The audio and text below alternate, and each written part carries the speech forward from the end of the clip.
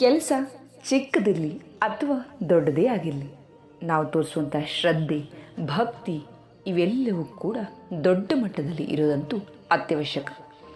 ಯಾಕಂದರೆ ನಾವು ಮಾಡೋ ಕೆಲಸವೇ ನಾವು ಯಾವ ರೀತಿಯ ವ್ಯಕ್ತಿತ್ವವನ್ನು ಹೊಂದಿದ್ದೀವಿ ಅಂತ ತೋರಿಸ್ಕೊಡುತ್ತೆ. ಇವತ್ತೊಂದು ಸುಂದರವಾದ ಕಥೆಯನ್ನು ನಿಮಗಾಗಿ ತಂದಿದ್ದೀನಿ.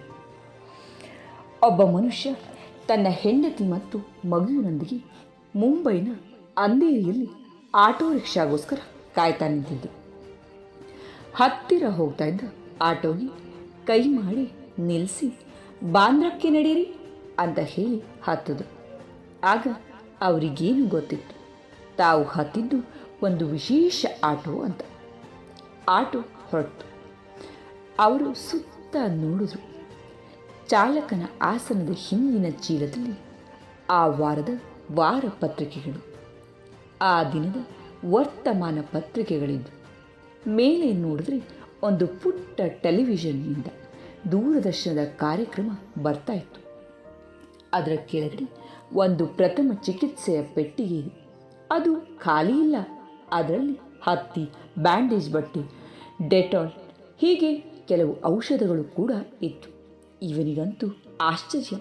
ಇದೊಂದು ನಿಜವಾಗಿಯೂ ವಿಶೇಷವಾದ ಆಟೋ ರಿಕ್ಷಾ ಅನ್ನಿಸ್ತು. ಮತ್ತೆ ನೋಡಿದ್ರೆ ಚಾಲಕನ ಎಡಭಾಗದಲ್ಲಿ ಮೂಲೆಗೆ ಒಂದು ಅಗ್ನಿಶಾಮಕದ ಸಿಲಿಂಡರೂ ಇದೆ. ಪಕ್ಕದಲ್ಲಿ ರೇಡಿಯೋ ಇದೆ. ಒಂದು ಪುಟ್ಟ ಡಿಜಿಟಲ್ ಗಡಿಯಾರ, ಒಂದು ಕ್ಯಾಲೆಂಡರ್ ಕೂಡ ತಗುಲಾಕಿಕೊಂಡಿದೆ. ತಲೆ ಎತ್ತಿ ಮೇಲೆ ನೋಡಿದರೆ ಹಿಂದೂ ಧರ್ಮ, ಇಸ್ಲಾಂ, ಕ್ರಿಸ್ತ ಧರ್ಮ, ಸಿಖ್, ಜೈನ ಧರ್ಮ, ಬೌದ್ಧ ಧರ್ಮಗಳ ಸಂಕೇತಗಳನ್ನು ಸುಂದರವಾಗಿ ಬಿಡಿಸಲಾಗಿದೆ. ಸ್ವಲ್ಪ ಹಿಂದೆ ತಿರುಗಿ ನೋಡಿದ್ರು. ಅಲ್ಲಿ ನವೆಂಬರ್ 26ರಂದು ಮುಂಬೈನಲ್ಲಿ ಉಗ್ರರ ದಾಳಿಯಲ್ಲಿ ಮಡಿದ ಹಿರಿಯ ಪೊಲೀಸ್ ಅಧಿಕಾರಿಗಳಾದ ಕರ್ಕರೆ, ಸಾಲಸ್ಕರ್, ಕಾಮಟೇರವರ ಭಾವಚಿತ್ರಗಳೊಂದಿಗೆ ಹುತಾತ್ಮರಾದ ಸಂದೀಪ್ ಉನ್ನಿಕೃಷ್ಣರವರ ಭಾವಚಿತ್ರಗಳನ್ನು ಮೂಡಿಸಲಾಗಿತ್ತು. ಅಂದು ಈ ಚಾಲಕ ದೇಶಾಭಿಮಾನಿ ಅಂತಾನೆ ಗೊತ್ತಾಯಿತು. ಇವನಿಗೆ ಒಳ್ಳೆಯ ಅಭಿರುಚಿ ಇದೆ. ವರ್ತಮಾನ ಪತ್ರಿಕೆ ಇಟ್ಟಿದ್ದಾನೆ. ಪ್ರಥಮ ಚಿಕಿತ್ಸೆಗೆ ಅವಕಾಶವೂ ಮಾಡಿದ್ದಾನೆ. ಅದಲ್ಲದೆ ಒಂದು ಆಟೋದಲ್ಲಿ ಏನೇನು ಇರಬೇಕೋ ಅದೆಲ್ಲವೂ ಅಲ್ಲಿತ್ತು. ಈ ಚಾಲಕನನ್ನು ಪರಿಚಯ ಮಾಡಿಕೊಳ್ಳಿಕ್ಕೆ ನಿಧಾನವಾಗಿ ಅವನನ್ನು ಮಾತಿಹೇಳಿದರು. ಆತ ಒಂದು ಪ್ಲಾಸ್ಟಿಕ್ ಕಾರ್ಖಾನೆಯಲ್ಲಿ ಕೆಲಸ ಮಾಡ್ತಿದ್ದಂತೆ. ಕಂಪನಿ ಮುಚ್ಚಿದ ಮೇಲೆ ಬೇರೆ ದಾರಿ ಇಲ್ಲದೆ ಆಟೋ ಓಡಿಸ್ತೊಡಗಿದ. ಮಾಡುವ ಕೆಲಸವನ್ನೇ ಶ್ರದ್ಧೆಯಿಂದ ಆದರ್ಶವಾಗಿ ಯಾಕೆ ಮಾಡಬಾರ್ದು ಅಂದ್ಕೊಂಡು ಈ ಮಾರ್ಪಾಡುಗಳನ್ನು ಮಾಡಿದಂತೆ. ದಿನಕ್ಕೆ 12ರಿಂದ 14 ಗಂಟೆ ಆಟೋ ಓಡಿಸ್ತಾನೆ. ಅದಲ್ಲದೆ ಪ್ರತಿ ಶನಿವಾರ ಅಂಧೇರಿಯಲ್ಲಿದ್ದ ವೃದ್ಧಾಶ್ರಮಕ್ಕೆ ತಪ್ಪದೆ ಹೋಗ್ತಾನೆ. ತನ್ನ ಆದಾಯದಲ್ಲಿ ಒಂದು ನಿಶ್ಚಿತವಾದ ಭಾಗದಲ್ಲಿ ಅಲ್ಲಿಯ ಹಿರಿಯರಿಗೆ ಹಲ್ಲುಜ್ಜುವ ಬ್ರಷ್, ಟೂತ್ಪೇಸ್ಟ್, ಸಾಬೂನು, ಎಣ್ಣೆ ಇಂತಹ ದಿನಾಲು ಬೇಕಾಗುವ ವಸ್ತುಗಳನ್ನು ಕೂಡ ಕೊಟ್ಟು ಬರ್ತಾನೆ. ಭಗವಂತ ಕೊಟ್ಟಿದ್ದರಲ್ಲಿ ಅಷ್ಟನ್ನಾದರೂ ಸಮಾಜಕ್ಕೆ ಕೊಡಬೇಕಲ್ವೇ ಅಂತ ಹೇಳ್ತಾನಂತೆ.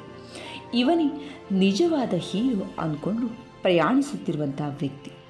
ಅವನ ಬಗ್ಗೆ ರೇಡಿಯೋದಲ್ಲಿ, ಪತ್ರಿಕೆಗಳಲ್ಲಿ ಲೇಖನಗಳು ಕೂಡ ಬಂದಿದೆಯಂತೆ. ಇಷ್ಟೇ ಅಲ್ಲ, ಮತ್ತಷ್ಟು ವಿಶೇಷಗಳಿವೆ. ಆತ ದೈಹಿಕವಾಗಿ ಊನವಾಗಿರುವ ಪ್ರವಾಸಿಗಳಿಗೆ 25% ರಿಯಾಯಿತಿ ಕೂಡ ನೀಡ್ತಾನೆ ಮತ್ತು ಪೂರ್ತಿ ಅಂಧರಾದ ಪ್ರವಾಸಿಗಳಿಗೆ 50 ರೂಪಾಯಿಯಷ್ಟು ಪ್ರವಾಸವನ್ನು ಉಚಿತವಾಗಿ ನೀಡ್ತಾನೆ. ಮುಂಬೈಗೆ ಹೋದರೆ HM02Z 850 ಸಂಖ್ಯೆ ಆಟೋ ಸಿಕ್ಕರೆ ಅದರಲ್ಲಿ ಈ ಅದ್ಭುತ ಚಾಲಕ ಸಿಗ್ತಾರಂತೆ. ಅವರ ಹೆಸರು ಸಂದೀಪ್ ಬಚ್ಚಿ. ನಾವು ನಾಯಕರಿಗೋಸ್ಕರ ವರ್ತಮಾನ ಪತ್ರಿಕೆಯ ಪ್ರಥಮ ಪುಟವನ್ನಾಗಲಿ ಬೆಳ್ಳಿ ಪರದೆಯನ್ನಾಗಿ ನೋಡುವ ಅವಶ್ಯಕತೆ ಇಲ್ಲ. ಸಂದೀಪರಂಥವರು ನಿಜವಾದ ನಾಯಕರು. ಅಂಥವರು ಸಾವಿರಾರು ಜನ ಬರಲಿ ಅಂತ ಆಶಿಸೋಣ. ಆತ್ಮೀಯರೇ, ಈ ಕತೆ ಹೇಳಲಿಕ್ಕೆ ಕಾರಣ ಇಷ್ಟೇ. ನಾವು ಯಾವುದೇ ಸ್ಥಳದಲ್ಲಿ ಇದ್ದರೂ, ಯಾವುದೇ ಕೆಲಸದಲ್ಲಿ ಇದ್ದರೂ ಕೂಡ ಕೆಲಸದಲ್ಲಿ ಶ್ರದ್ಧೆ, ಭಕ್ತಿ ಇಟ್ಕೊಂಡು ಮಾಡಿದ್ರೆ ನಮಗೆ ನಾವೇ ಹೀರೋಗಳಲ್ವ. ನಾವು ಯಾವ ಹೀರೋಗಳಿಗಿಂತ ಕಡಿಮೆ ಇಲ್ಲ. ನಾಯಕನಾಗಲಿಕ್ಕೆ ಅಂತ ಇವೆಲ್ಲವನ್ನ ಮಾಡೋ ಅವಶ್ಯಕತೆ ಇಲ್ಲ. ಇವೆಲ್ಲವನ್ನ ಮಾಡಿದ್ರೆ ಅವಶ್ಯವಾಗಿ ನಾವು ನಾಯಕರೇ, ನಮಗೆ ನಾವೇ ಸ್ಫೂರ್ತಿ ಮತ್ತು ವಿಶೇಷ ಕೂಡ. ಕತೆ ಇಷ್ಟ ಆಯಿತು, ಅರ್ಥ ಕೂಡ ಆಯಿತು ಅಂತ ಭಾವಿಸ್ತೀನಿ. ಕೇಳಿದ್ದಕ್ಕೆ ಧನ್ಯವಾದ.